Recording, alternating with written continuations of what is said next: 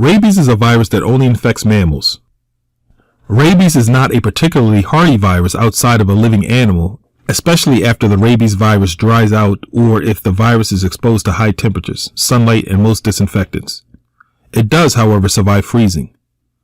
The two body materials that are infectious in mammals infected with rabies are wet saliva and central nervous system tissue, CNS, which is made up of the brain and the spinal cord.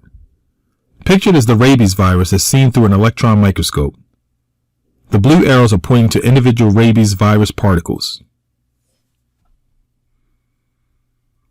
In the United States, the rabies virus is found mostly in wild animals, and wildlife is considered the reservoir of rabies in this country. Every year in the U.S., raccoons, skunks, foxes, and bats make up the majority of animals that are diagnosed with rabies. In Virginia, approximately 600 animals test positive for rabies every year. Those 600 typically include an average of 300 raccoons, 150 skunks, 60 foxes, and 20 bats.